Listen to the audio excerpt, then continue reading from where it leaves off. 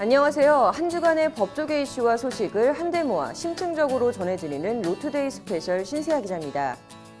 김학의, 장자연, 버닝썬 사건에 대한 국민들의 재수사 촉구 목소리가 계속해서 나오는 가운데 문재인 대통령이 검찰과 경찰의 명운을 걸고 수사하라라는 특별 지시가 있었죠. 하루 만인 지난 19일 법무부와 행정안전부가 긴급 합동 브리핑을 열고 관련 대책을 발표했습니다. 도대체 검경의 명운을 걸고 수사해야 할 중대한 사건들에 과연 어떠한 일이 있었던 걸까요? 김학의 전 차관에게 성폭행 피해를 당했다고 말하고 있는 피해 여성을 변호하는 김지은 변호사를 단독 인터뷰했습니다. 관련해서 이 김학의 장자연 사건에 대한 풀리지 않는 기나긴 시간들에 대해서도 되짚어봤습니다. 현장 리포트, 인터뷰, 카드로 읽는 법조 이어서 보시겠습니다.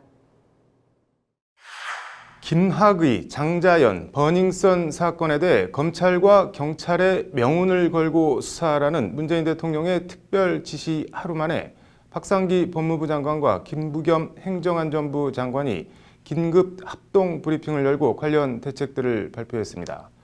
박상기, 김부겸 두 장관은 국민적 공분, 비상한 각오 같은 센 단어들을 써가며 엄정한 수사 의지를 밝혔다고 합니다. 합동 브리핑 현장을 김태현 기자가 취재했습니다. 검찰을 관장하는 박상기 법무부 장관과 경찰청을 관할하는 김부겸 행정안전부 장관이 나란히 허리를 꺾고 고개를 깊숙이 숙였습니다. 장자연 리스트 사건과 김학의 전 법무부 차관 사건은 우리 사회의 특권층에서 발생한 사건으로 검찰과 경찰 등 수사기관들이 부실 수사를 하거나 진상규명을 가로막고 은폐한 정황들이 보인다는 점에서 국민적 공분을 특권층의 불탈법 범죄 행위로 규정된 김학의 장자연 사건과 버닝썬 사건은 크게 두 갈래로 진상조사와 수사가 진행됩니다. 일단 과거사 사건이라고 할 수 있는 김학의 장자연 사건은 활동기한이 2달 더 연장된 대검 진상조사단이 1차적으로 진상규명을 계속 담당합니다. 이 기간 진상조사 과정에 범죄 혐의가 나오면 즉시 검찰 수사로 전환해 관련자들을 엄단하겠다는 것이 박상기 장관의 설명입니다. 동시에 드러나는 범죄 사실에 대하여는 신속하게 수사로 전환하여 검찰이 수사에 착수하게 할 계획입니다. 법무부는 이들 사건의 진상규명을 통해 국민들의 의혹을 해소하고 우리 사회의 정의가 살아있음을 분명히 하고 버닝썬 사건 관련한 수사는 1차적으로 경찰이 맡습니다. 수사 방향은 크게 두 갈래. 우선 경찰관 유착 의혹 수사와 마약과 성접대 등 반사회적 퇴폐범죄 수사입니다.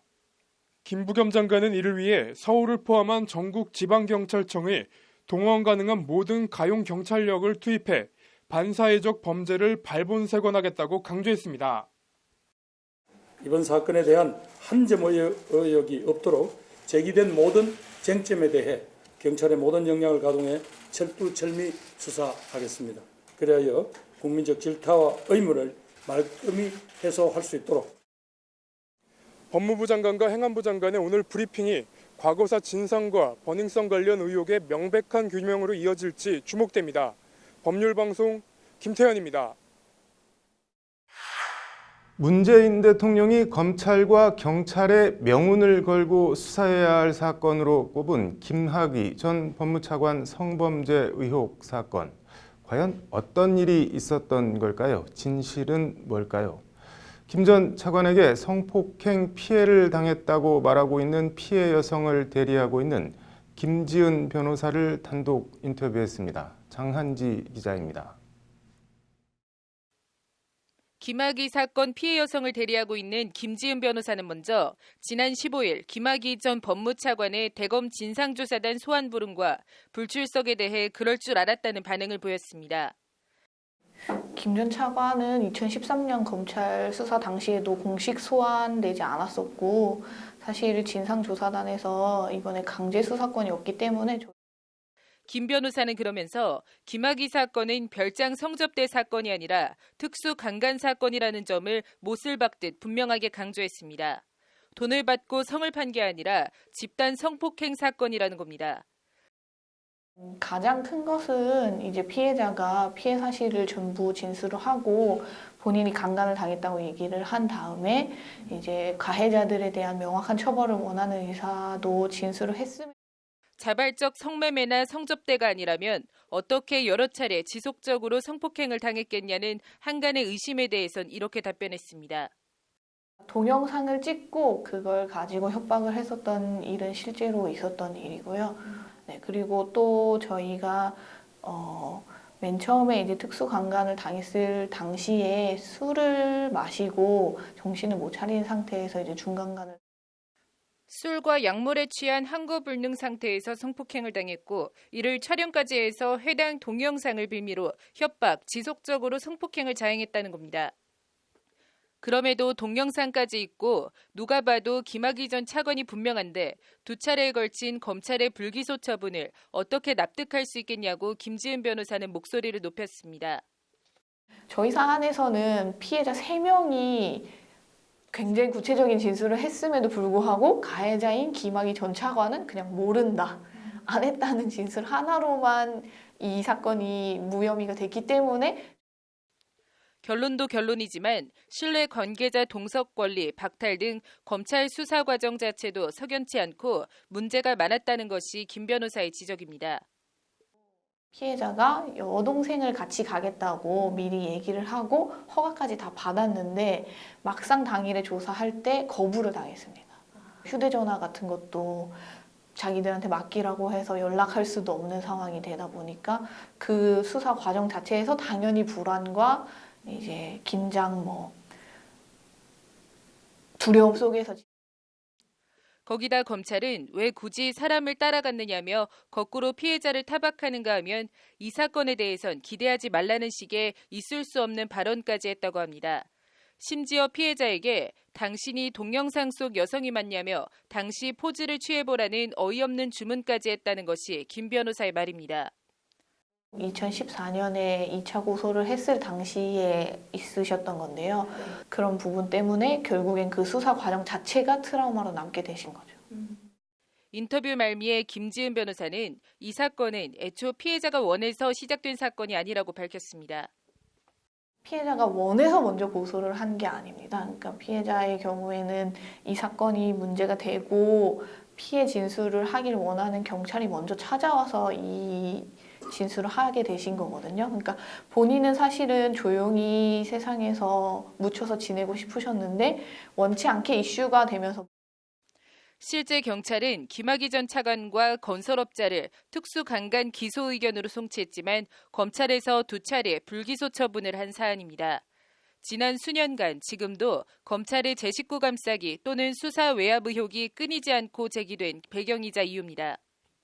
왜 제대로 수사가 되지 않았는지를 파는 게 진상조사의 목적이라고 생각하고 있기 때문에 이 사건을 무마한 어떤 구체적인 외압이 있었는지 당시에 검사들의 수사 과정이 어땠는지에 대한 부분도 당연히 밝혀줘야 돼요. 2개월 활동기한이 연장된 대검 진상조사단 조사와 검찰 재수사를 통한 실체적 진실규명과 관련자에 대한 엄중한 처벌, 일각의 공소시효 만료 얘기에 대해선 재수사를 해보지도 않고 공소시효 얘기를 하는 것은 사건을 덮자는 말과 다르지 않다는 것이 김 변호사의 지적입니다. 그렇기 때문에 캐캐묵은 사건이라고 생각할지라도 캐캐묵었어도 아직 처벌할 수 있다고 한다면 먼저 이제 제대로 처벌을 해야 되고 이 사건은 처벌될 것 같은지가 중요한 것이 아니라 처벌돼야만 한다고.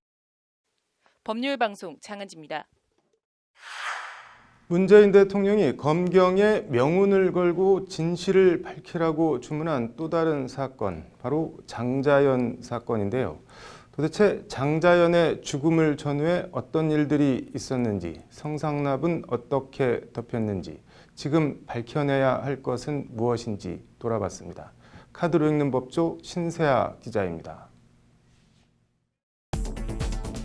2009년 2월 27일 백상예술대상 레드카펫 위에 장자연은 순백으로 환했습니다.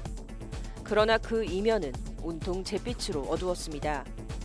백상예술대상 시상식 다음 날 장자연은 당시 매니저 유장호에게 너무 힘들다, 해결하고 싶다고 호소합니다. 유장호는 이야기가 약간 두서없으니 정리를 좀 해보라 합니다. 이에 장자연은 문건으로 정리를 해보겠다고 말합니다. 유서가 돼버린 장자연 문건입니다.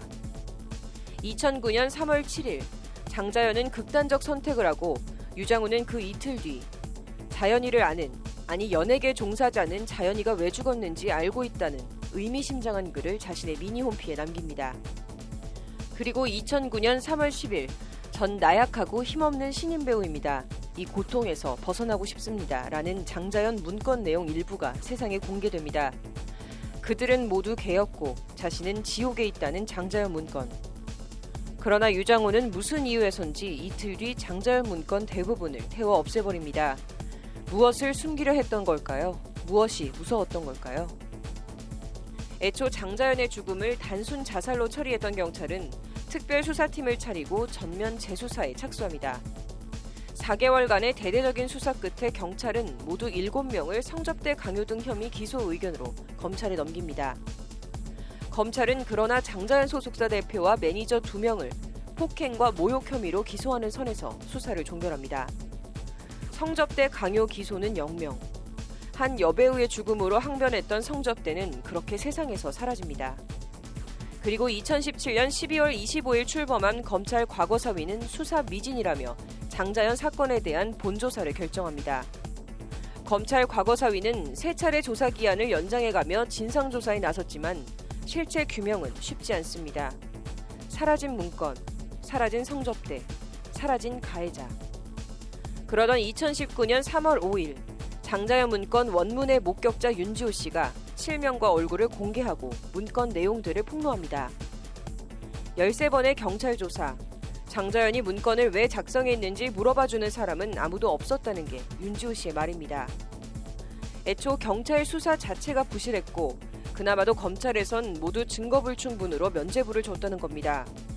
그리고 3월 12일 청와대 게시판엔 장자연 사건 재수사를 요청하는 국민청원이 올라오고 일주일 만에 66만 명이 넘는 사람들이 동참합니다.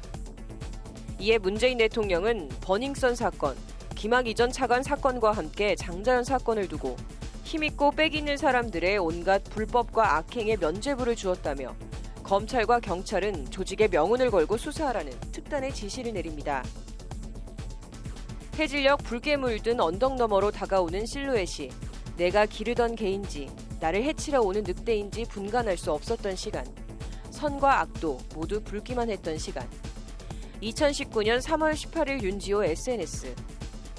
해질녘 모든 것이 붉기만 한 선과 악의 경계가 모호한 개와 늑대의 시간은 가고 진실의 시간은 올 수 있을까요? 석양이 물들고 해가 지고 별이 뜨고 또 별이 지면 다시 해가 뜹니다. 명명백백한 진실의 시간이 오기를 바라봅니다. 법률방송 카드로 읽는 법조 신세아입니다. 3월 21일 내일은 성접대 파문 속에 김학의 법무차관이 사의를 표한 지 7년째 되는 날입니다. 진실을 밝혀 엄중하게 책임을 묻겠다는 게 김 차관의 사퇴의 변이었습니다. 육안으로 식별된다는 그 뚜렷한 김학의 동영상은 누가 다 덮었을까요? 카드로 읽는 법조 김태현 기자가 김학의 사건 지난 7년을 돌아봤습니다. 2013년 3월 15일 건설업자가 김학의 법무차관 별장에서 성접대를 했다는 언론 보도가 터져나옵니다.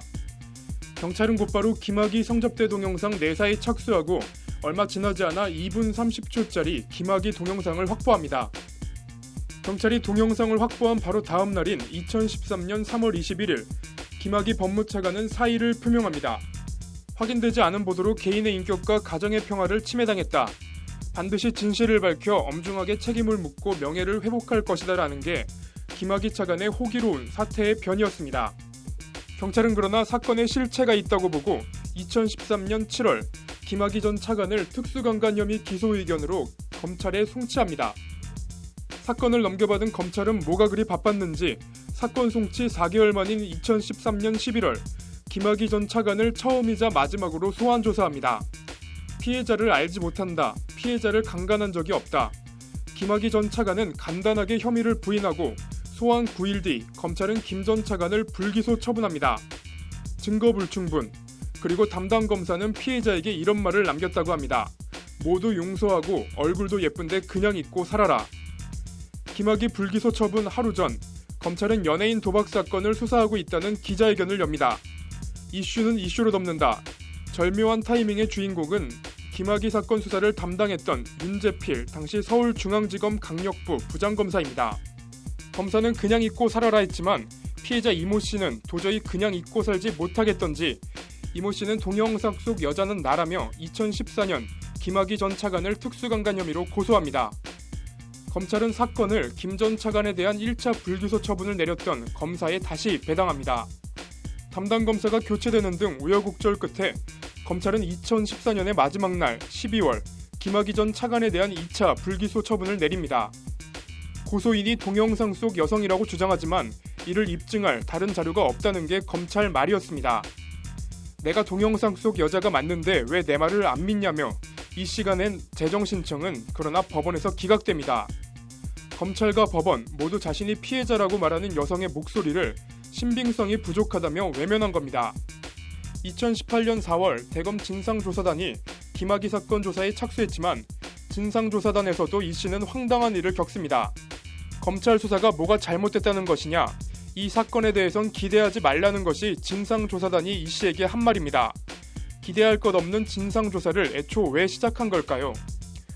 그런 대검 진상조사단은 지난 4일 경찰이 사건을 검찰에 송치하며 3만 건 이상의 디지털 자료를 누락했다는 조사 결과를 발표합니다.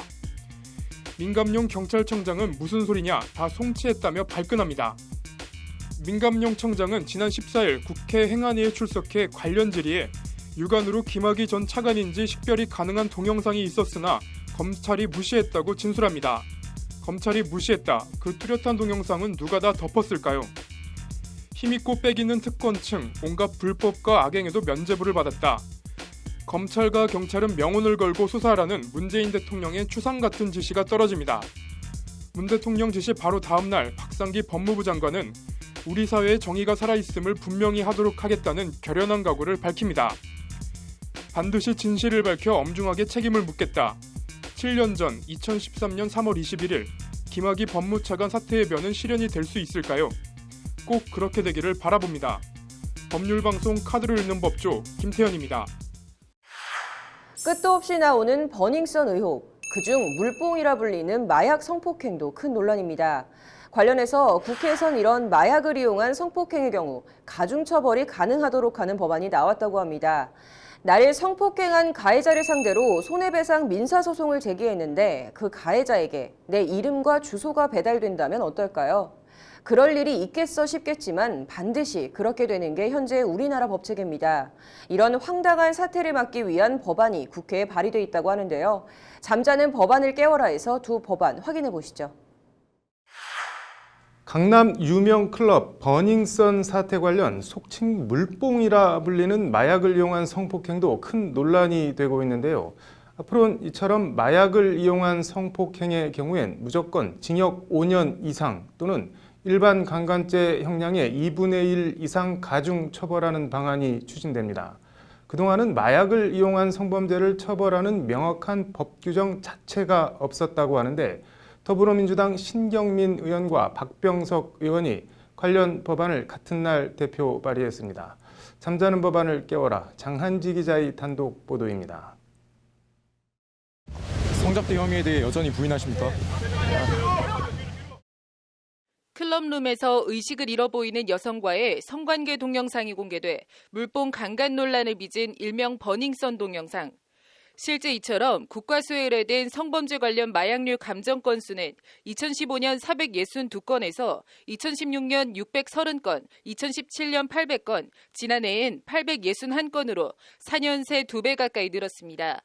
이렇게 마약을 이용한 성범죄는 갈수록 늘고 있지만 마약을 이용한 성범죄 처벌을 명문화한 조항은 따로 없습니다. 일단 형법 제299조는 심신상실 또는 항거불능 상태에 있는 사람을 간음 또는 추행한 경우 중간간으로 규정해놓고 강간죄에 준해 처벌하도록 하고 있습니다. 마약을 이용해 사람을 항거불능 상태에 빠뜨려 놓고 성폭행하는 경우도 이 중간간죄를 준용해 처벌하고 있습니다. 쉽게 말해 술에 취한 여성을 성폭행하는 것과 마약을 몰래 먹여 여성을 실신시켜 놓고 성폭행하는 게 법리적으로도 처벌 수위도 같은 취급을 받고 있는 게 현실입니다. 그 술이든 마약이든 그 피해자가 이제 한거불능 상태에 놓이기만 하면 되는 것이기 때문에 현재 법규상 취급은 어떻게 보면 같다고 할. 이런 가운데 성범죄 의혹 등 피의자 신분으로 승리가 경찰에 출석한 날인 지난 13일 더불어민주당 신경민 의원이 마약 성폭력 관련 형법 일부 개정안을 대표 발의했습니다. 해당 형법 개정안은 현행법은 약물 등을 이용해 강간하거나 간음 또는 추행하는 경우 기존 강간과 추행의 죄에 준하는 것으로 간주하고 있다. 이에 약물 등을 이용해 강간과 추행 등의 죄를 범할 경우 가중 처벌하도록 하려는 것이라고 법안 제안 이유를 밝히고 있습니다. 법을 봤더니 처벌이 따로 이렇게 규정이 되어 있지가 않는 법에 맹점이 드러난 거죠. 이것을 일반 성폭행이나 추행이나 똑같이 처벌한다는 법의 균형성에 심각한 문제가 생겨 있는 거죠. 이에 따라 법안은 마약류 관리에 관한 법률에서 정한 물질을 이용해 성폭행이나 추행을 저지를 경우 기존 강간죄나 강제추행죄에서 정한 형의 2분의 1까지 가중 처벌하도록 하고 있습니다. 술에 취한 여성에 대한 성폭행은 물론 협박이나 폭행 등 위력을 동원한 강간보다 마약류를 사용한 강간을 훨씬 더 중하게 처벌하겠다는 게 법안 골자입니다. 향정신성 의약품을 먹이는 것만 해도 이미 목숨을 잃을 수도 있는 상황인데 여기에다 더해가지고 여성을 성폭행하거나 추행하는 일까지 했는데도 처벌이 좀 미약합니다. 살인 미수에 준하는 위험한 짓이고요. 가중 처벌하자는. 같은 날 민주당 박병석 의원도 같은 취지의 형법 일부 개정안을 별도로 대표 발의했습니다. 박병석 의원안도 현재 징역 3년 이상인 강간죄 처벌보다 형량을 더 높여 마약 성폭행은 5년 이상의 유기징역에 처하도록 하고 있습니다. 일반 강간이 3년 이상의 징역, 그리고 유사강간이 2년 이상의 징역인데 여기보다 약 한 2배 정도 가중 처벌을 해서 5년 이상의 징역으로 이렇게 처벌하자. 그거보다는 더 강하게 처벌을 하자는 거죠. 아예 하한선을 딱 정해놓고. 죄형 법정주의, 형법에서 정하지 않으면 처벌할 수 없다는 형법의 대원칙입니다. 마약 성폭행이라는 현상은 엄연히 존재하는데 이에 대한 처벌 조항은 존재하지 않는 현실과 법 사이 괴리, 관련 법안이 발의된 만큼 지금이라도 현실과 법 사이 괴리 해소가 시급해 보입니다. 법률방송 잠자는 법안을 깨워라 장한지입니다.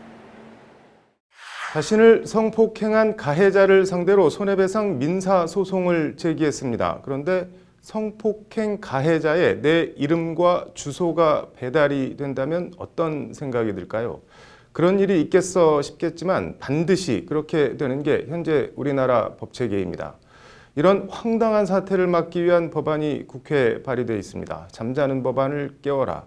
김태현 기자가 법안 취지와 내용을 전해드립니다. 지난해 10월 23일 법률방송 로투데이에서 방송한 리포트입니다. 국민청원에 올라온 성폭력 피해자의 집 주소와 주민번호 등을 가해자에게 보내는 법원을 막아주세요라는 게시물입니다.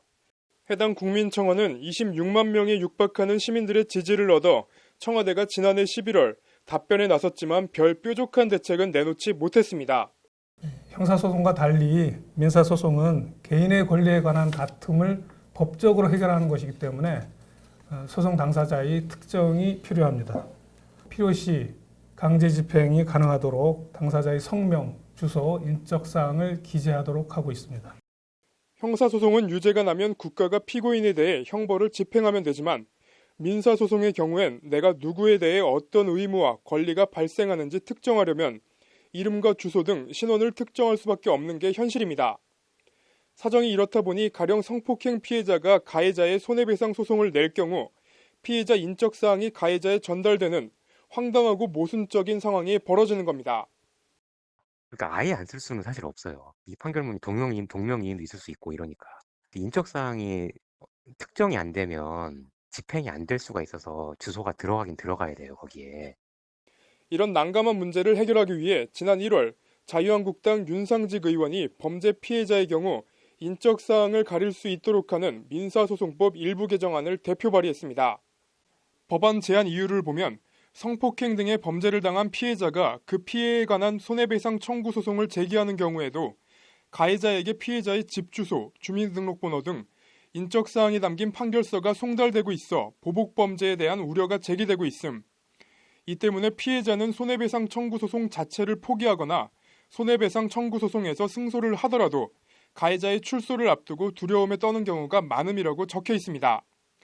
이런 일이 실제 비일비재하다는 것이 법안을 대표 발의한 윤상직 의원실 보좌관의 설명입니다.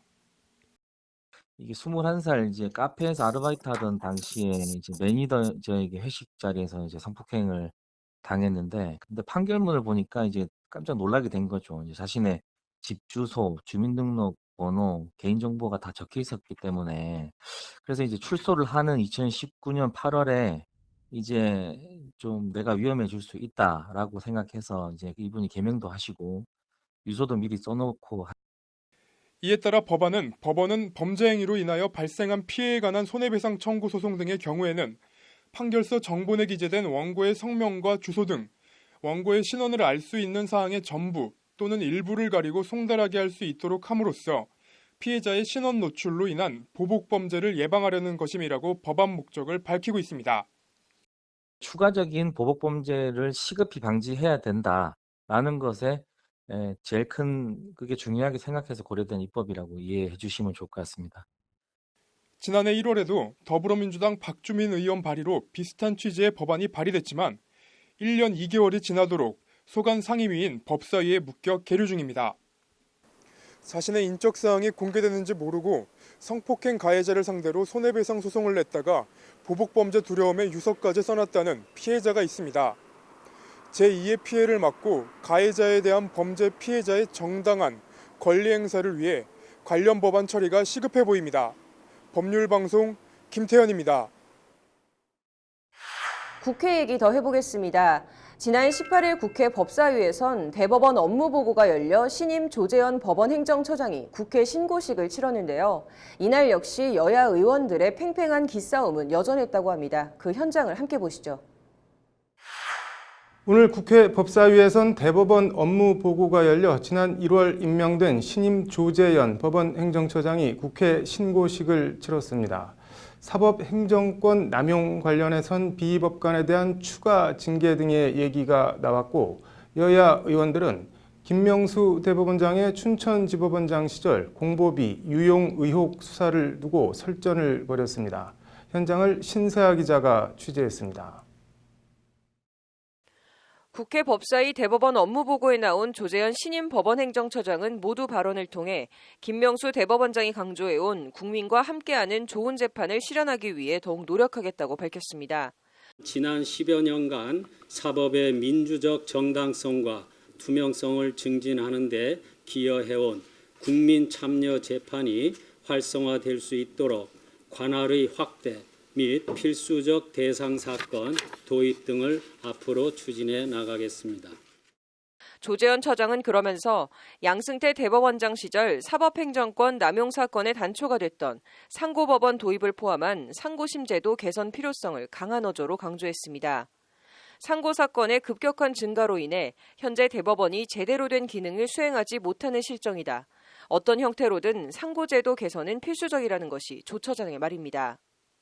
사법행정권 남용 관련 검찰이 통보해온 비위법관 76명에 대해선 자료조사 등을 통해 추가 징계하겠다는 입장을 밝혔습니다. 조재현 처장은 다만 76명 법관 전체 명단 공개와 재판 업무 배제에 대해선 부정적인 입장을 밝혔습니다.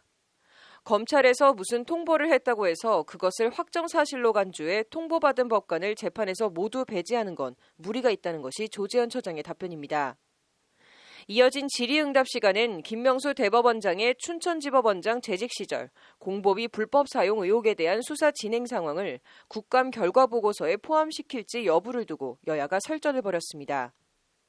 국가 예산인 공공원식 운영비를 현금으로 사용하여 횡령하였다는 의혹이 제기되었고, 윤석열 검사장이 수사를 하겠다고 공언을 한 만큼 그 사건 수사가 어떻게 진행되고 있는지에 대해서 공문으로. 이에 조 처장이 그 문제는 지금 일부 관련된 사람들이 기소된 것으로 알고 있다며 일부 기소된 사람으로 임종원 전 차장을 언급하자 자유한국당 의원들은 더욱 격앙된 반응을 보였습니다. 임 전 차장이 기소됐다면 김명수 대법원장 등 당시 문제가 됐던 법원장들도 모두 기소되어야 한다고 목소리를 높였습니다.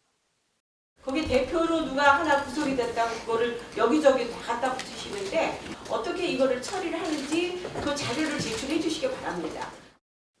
이에 대해 여당인 더불어민주당은 국감보고서에 언제부터 수사 진행 상황을 기재했냐며 트집 잡기라고 맞섰습니다. 어떤 지적이 있었고 어떤 요구가 있었는지 그 내용이 들어가면 족한 거고요. 거기에 대한 시점 혹은 조치 결과는 그거는 법무부 장관이 나왔을 때 대치가 계속되자 여상규 법사위원장과 여야 간사는 국감 결과 보고서를 보완한 후 추후 채택 여부를 다시 논의하기로 했습니다. 사법농단에 연루된 법관 징계와 관련해 국회가 강하게 요구한 만큼 법원행정처가 신뢰받는 사법부로 거듭나기 위한 빠른 결단을 내릴지 주목됩니다. 법률방송 신세아입니다.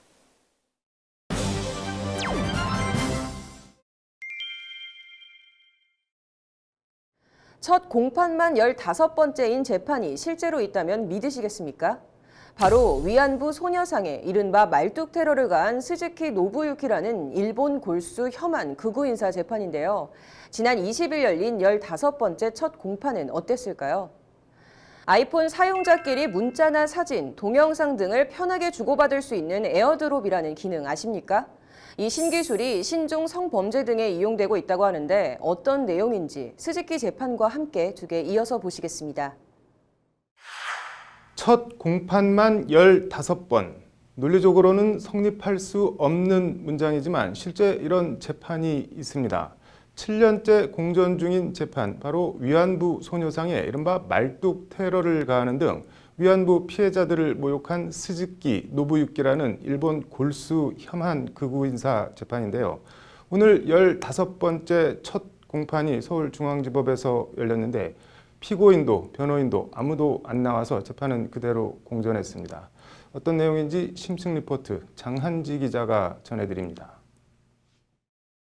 2012년 6월 서울 종로구 주한 일본대사관 앞 위안부 소녀상에 다케시마는 일본 땅이라고 쓰인 말뚝 테러가 발생합니다. 같은 해 9월 일본 가나가와시에 있는 윤봉길 의사의 순국기념비에도 다케시마는 일본 땅이라는 말뚝 테러와 윤봉길은 테러리스트라는 언어 테러가 자행됩니다. 모두 일본 혐한 극우 인사 스즈키 노부유키가 자행한 짓들입니다.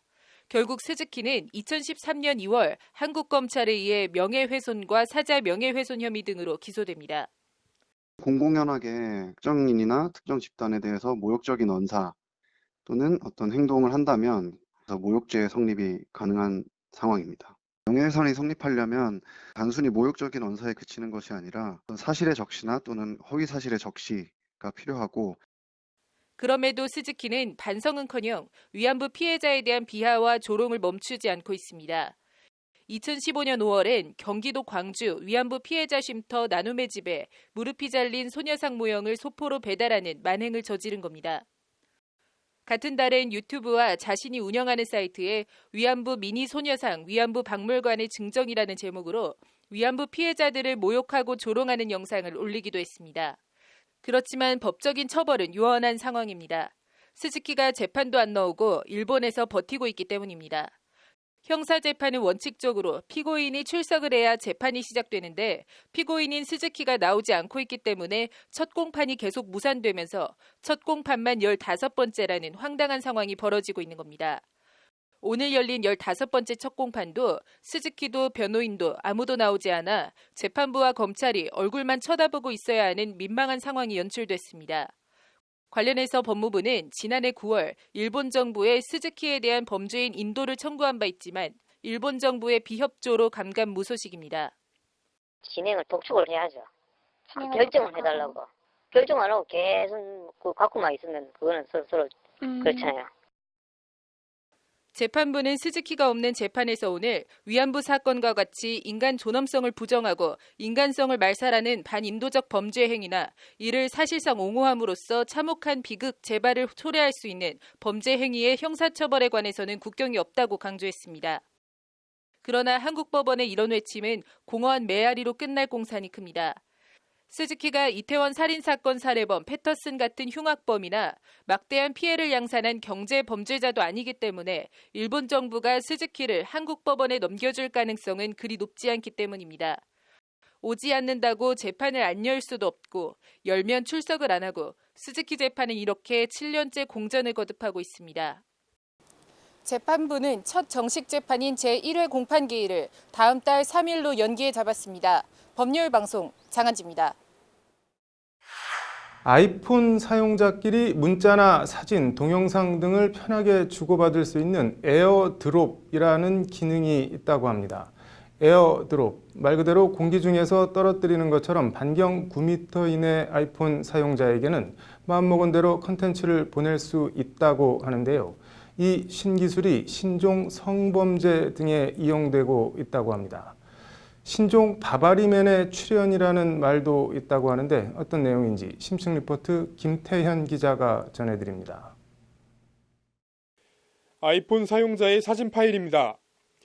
저장된 사진 가운데 한 장을 터치하자 에어드롭, 근처에 있는 사람과 즉시 공유합니다라는 알림이 뜹니다. 이어 주변에 있는 아이폰 사용자들이 화면에 나타납니다. 화면에 나타난 아이폰 사용자를 터치하면 해당 사진은 곧바로 해당 아이폰 사용자에게 전송됩니다. 문제는 마음만 먹으면 반경 9m 이내 불특정 다수 아이폰 이용자에게 음란 사진이나 동영상 등을 아무런 제지나 여과 없이 보낼 수 있다는 점입니다.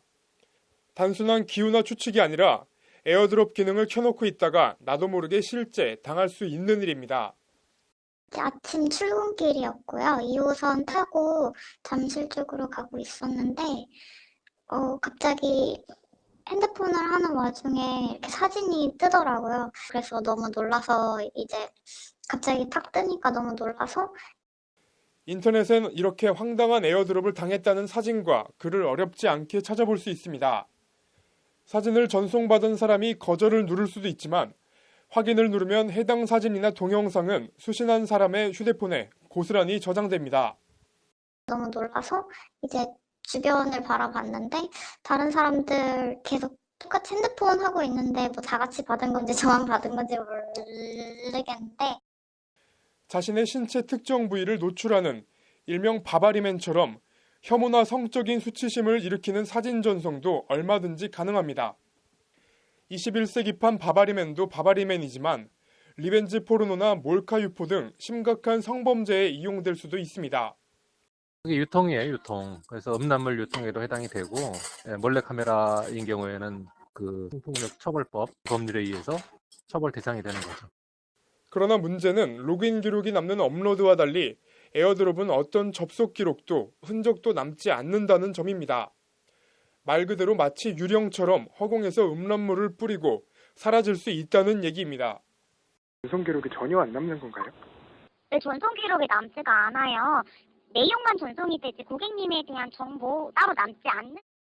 에어드롭을 통해 음란물이 뿌려졌을 때 현장을 봉쇄하고 휴대폰을 일일이 뒤져보는 것 말고는 사실상 대책이 없어 경찰도 난감해하기는 마찬가지입니다. 예민한 내용이기도 하고 추적 안 되니까 그거 아니라고 얘기할 수도 없는 거고요. 그런 측면이니까 기술은 그 자체로는 선도 악도 아닙니다. 다만 인간을 편하게 하기 위한 기술이 범죄에 악용되는 걸 막기 위해 어떤 식으로든 통제할 수 있는 방안이 강구돼야 할 것으로 보입니다. 법률방송 김태현입니다. 드루킹 댓글 조작 사건으로 법정 구속된 김경수 경남지사가 지난 19일 열린 자신의 항소심 첫 공판에서 이래도 유죄, 저래도 유죄라며 납득하기 어렵다는 항변을 했다고 합니다. 무슨 일인지 방향이나 갈피를 잡을 수 없음을 이르는 말인 오리무중과 함께 생각해봤습니다. 임종원 전 법원행정처 차장이 자신의 재판에서 셀프 변론을 하며 자신의 발언에 웃음을 보인 검사를 향해 검사님 웃지 마세요라고 한 말이 세간의 화제가 되고 있습니다. 격세지감, 뒤움박팔자 얘기입니다. 앵커 브리핑 2개 이어서 보시겠습니다. 드루킹 일당과 공모의 댓글 여론 조작을 벌인 혐의 등으로 기소돼 1심에서 징역 2년 실형을 선고받고 법정 구속된 김경수 경남지사에 대한 항소심 첫 공판이 오늘 열렸습니다. 오늘 재판에선 김 지사에 대한 보석 신문도 함께 진행됐습니다. 앵커 브리핑입니다.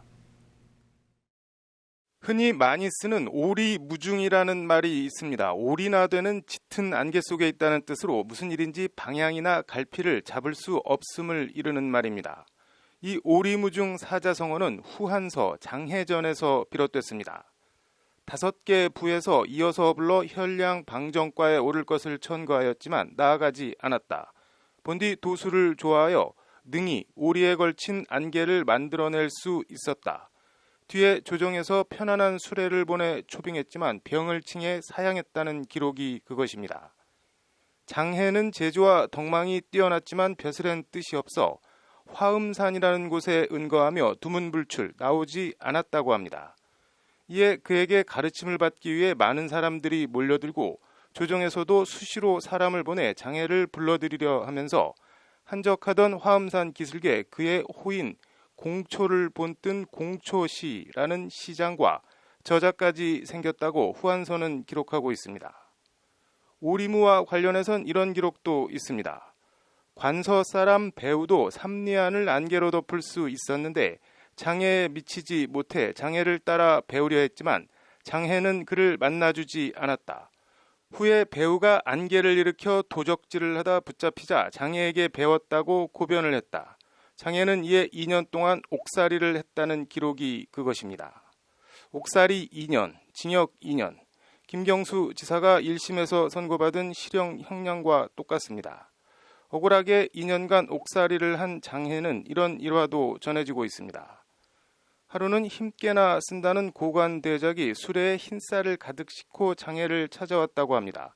이에 먹거리가 변변치 않았던 장해의 제자가 쌀을 받았으면 하는 눈치를 보였다고 합니다.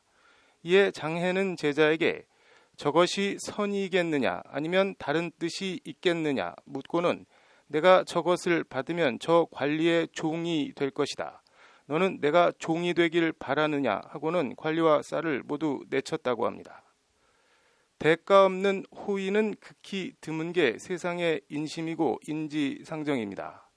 드루킹이 뭘 보고 뭘 위해 자신의 시간과 돈, 노력을 들여 댓글 여론 조작을 했는지, 무엇을 믿고 김경수 지사에 자신의 측근을 오사카나 센다이 영사에 임명해 줄 것을 그리 당당하게 요구했는지 그 배경이 궁금합니다. 이른바 합리적 의심입니다. 오늘 열린 항소심 첫 공판에서 김경수 지사는 이런 세간의 지적과 의혹에 대한 입장을 밝혔습니다.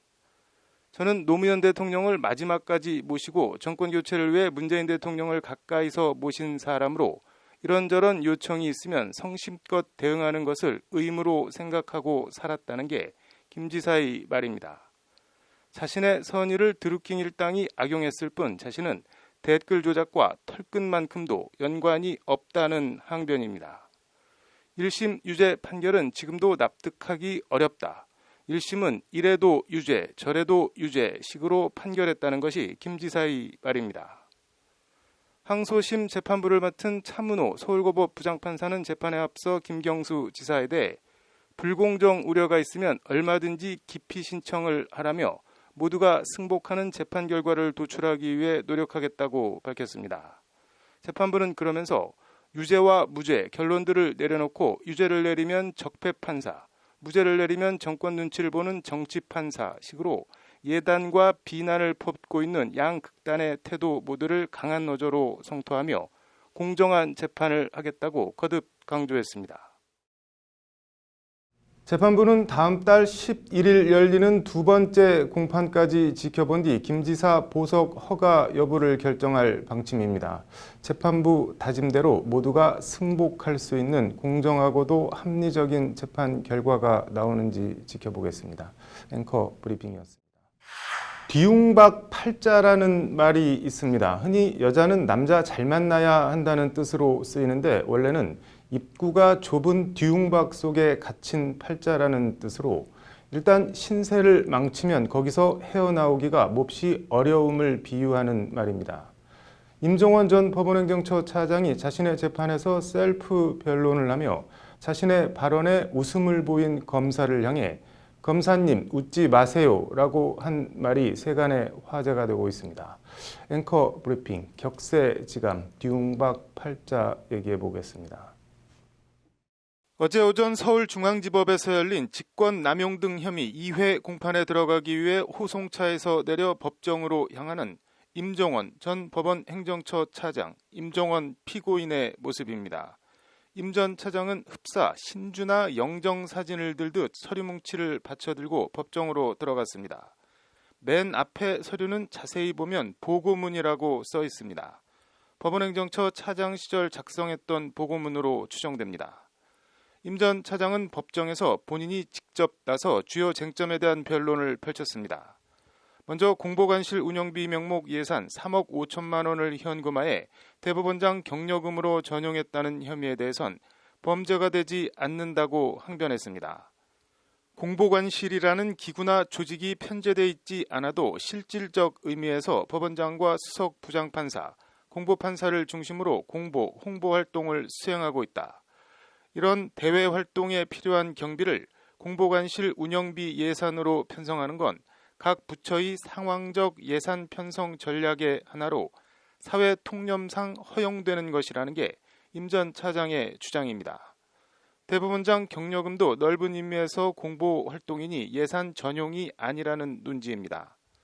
임 전 차장이 이 같은 주장을 펴자 한 검사가 헛웃음인지 비웃음인지 피식 웃었고 이를 본 임 전 차장은 정색을 하고 검사님 웃지 마세요라고 말했습니다.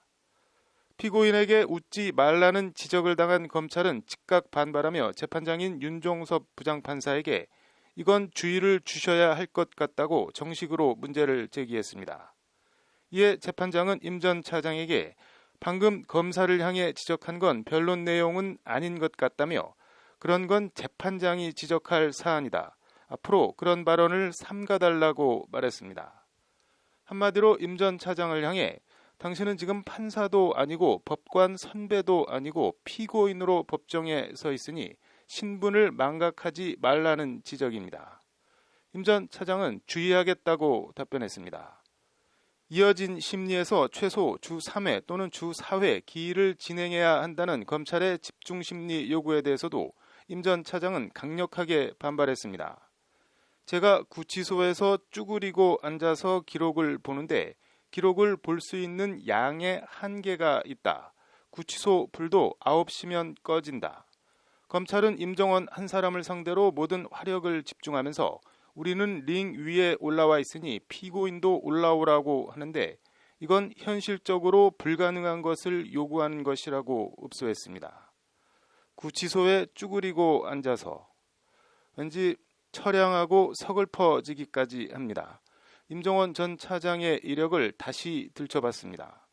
서울대 법대를 나와 1984년 제26회 사시에 합격한 임 전 차장은 서울중앙지법과 서울고법 부장판사, 서울중앙지법 형사수석 부장판사, 법원행정처 기획조정심의관과 기획조정실장, 차장 등 일선 법원과 행정처 요직을 이어달리며 승승장구했습니다. 대법원장까진 몰라도 내심 대법관 정도는 따놓은 당상이라고 여겼을 수도 있을 겁니다.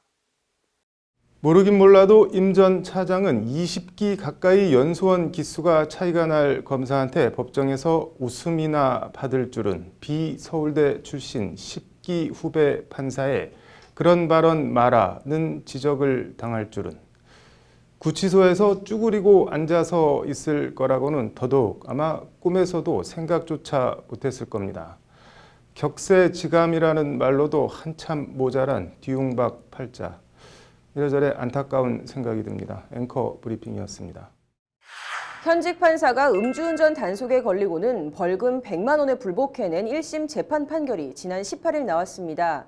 술을 마시고 운전했지만 음주운전은 아니다라는 게 불복 사유인데 재판부는 과연 어떤 판단을 했을까요? 내가 사실상 소유하고 있는 회사가 2개 있는데 그중 한 회사에서 또 다른 회사에 일감을 몰아줘 수익을 올렸다면 어떤 세금을 부과해야 할까요? 서정진 셀트리온 회장의 얘기입니다. 판결로 보는 세상 2개 함께 보시겠습니다. 음주운전 단속에 걸린 현직 판사가 검찰의 벌금 100만 원 약식 명령에 불복해낸 정식 재판 1심 판결이 오늘 나왔습니다. 술을 마시고 운전했지만 음주운전은 아니다는 게 불복 사유인데 판결로 보는 세상입니다. 충청권 지방법원에 근무하는 사법연수원 40기 35살 A 판사라고 하는데요. 지난해 10월 서울 청담동에서 술을 마셨다고 합니다. 그리고 밤 11시 20분쯤 200m 정도 차량을 운전하다 음주단속에 적발됐고 측정을 해보니 혈중 알코올 농도가 면허 정지 수준인 0.056%가 나왔습니다. 검찰은 벌금 100만 원 약식명령 처분을 내렸지만 A 판사는 이에 불복해 정식 재판을 청구했습니다. 음주 이후 혈중 알코올 농도가 올라가는 상승기에 음주 측정을 해서 면허 정지 수치가 나왔다는 게 정식 재판 청구 사유입니다.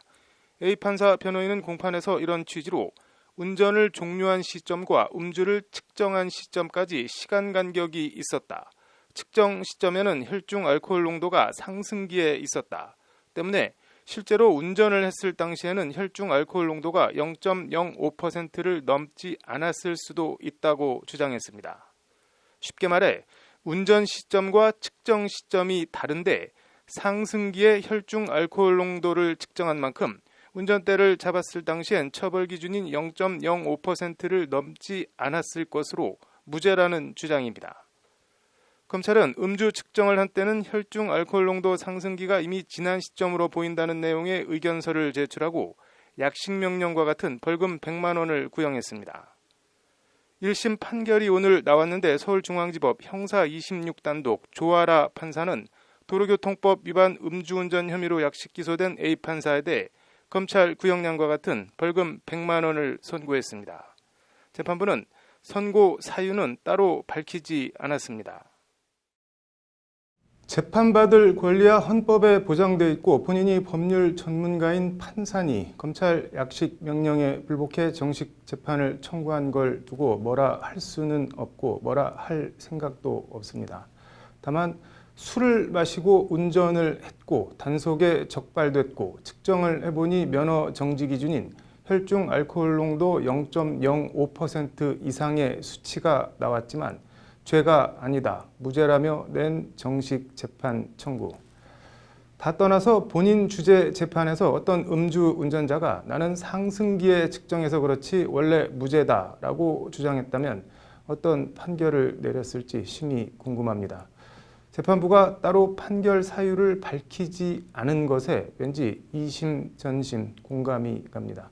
판결로 보는 세상이었습니다. 내가 사실상 소유하고 있는 회사가 두 개 있습니다. 한 회사에서 다른 회사에 일감을 몰아줘 수익을 올렸다면 어떤 세금을 부과해야 할까요?